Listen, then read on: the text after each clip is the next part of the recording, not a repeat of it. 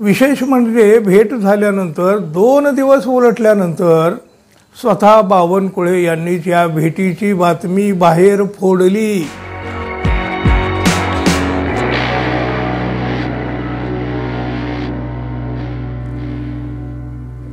मित्रहो नमस्कार। गंभीर स्वरूपाचे अनेक आरोप होऊन सुद्धा धनंजय मुंडे यांचा बचाव कोण करीत आहे? खरं तर बघा, हा प्रश्न अनेकांना पडलेला आहे, पण हा बचाव कोण करीत आहे यापेक्षाही हा बचाव कशासाठी केला जात आहे हा तसा एक मोठा प्रश्न आहे। एकीकडे मुंडे म्हणजे धनंजय मुंडे हे अजित पवारांच्या पक्षातले नेते आहेत आणि ते इतर नेत्यांच्या पेक्षाही अजितदादांच्या जरा जास्त जवळचे आहेत। दुसरीकडे मुख्यमंत्री देवेंद्र फडणवीस यांचेही ते मित्र आहेत।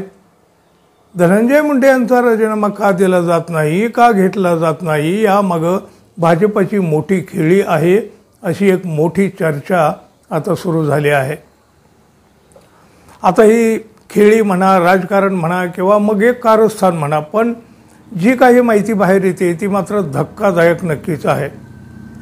देशभरामध्ये गाजत असलेल्या सरपंच संतोष देशमुख यांच्या हत्या प्रकरणामध्ये धनंजय मुंडे जेरीला आणणारे भाजपचे आमदार सुरेश धस यांनाच हाताशी धरून भाजपनं नवी खेळी खेळली आहे। धनंजय मुंडे यांना मंत्रिपदावरून हटवलं तर बीडमधून त्यांचं खच्चीकरण होईल आणि पंकजा मुंडे यांचा रस्ता मोकळा होईल। त्यामुळं भाजपच धनंजय मुंडे यांच्या बचावासाठी सरसावली असल्याची माहिती आता बाहेर येऊ लागली आहे, तशी चर्चाही होऊ लागली आहे।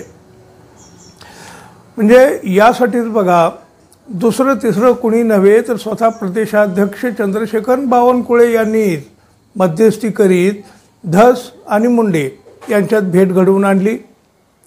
विशेष म्हणजे भेट झाल्यानंतर 2 दिवस उलटल्यानंतर स्वतः बावनकुळे यांनीच या भेटीची बातमी बाहेर फोडली। तर सुरेश धस यांनी ही भेट षडयंत्र असल्याचा आरोप केला।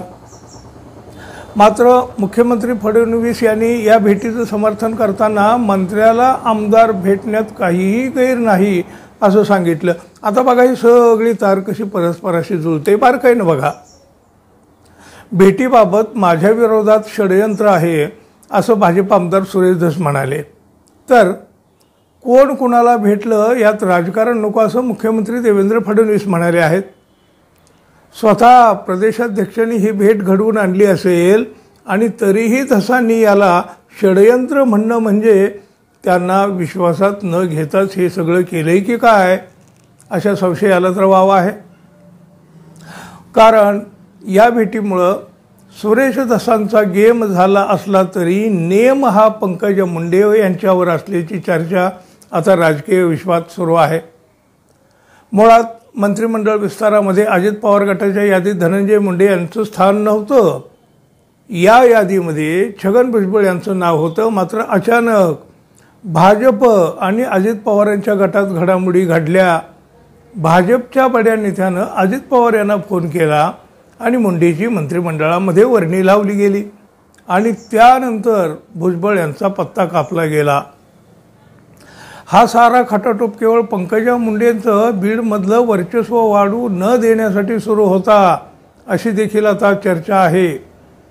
आणि आता मुंडे यांच्यावर देशमुख प्रकरणासह कृषी खात्यातल्या घोटाळ्याचेही आरोप झाले आहेत। मात्र तरीही अजित पवारांनी मुंडे यांना कोर कमिटीत घेऊन त्यांना प्रमोशन दिलं, त्यांना बढती दिली। राजीनाम्याचा तर विषयच नाही। तर तिकडं दुसरीकडे बघा, भाजपनं थेट मुंडेवर आरोप करणाऱ्या सुरेश धस यांनाच हाताशी धरून वेगळीच खेळी खेळत धनंजय मुंडे यांना सेफ करून पंकजा मुंडेंना पुन्हा शह देण्याचा प्रयत्न केला अशा प्रकारची मोठी चर्चा आहे। धनंजय मुंडे यांचा बचाव करीत पंकजा मुंडे यांना शह देण्याचा हा मोठा डाव असल्याचं मानलं जात आहे। बघा, मुंडे भावा बहिणीमध्ये तर तसं कधी शक्य नव्हतं। अलीकडं काही मजबुरीनं ते जुळून आलं, पण मजबुरीची नाती कधीही मजबूत नसतात मित्रांनो। त्यात भाजप नेहमीच पंकजा मुंडे यांच्याशी राजकीय खेळी खेळत राहिलेला आहे।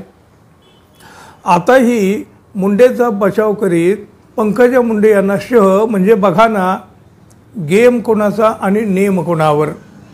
याला राजकारण म्हणावं, खेळी म्हणावी की कारस्थान म्हणावं हे तुम्हीच ठरवा.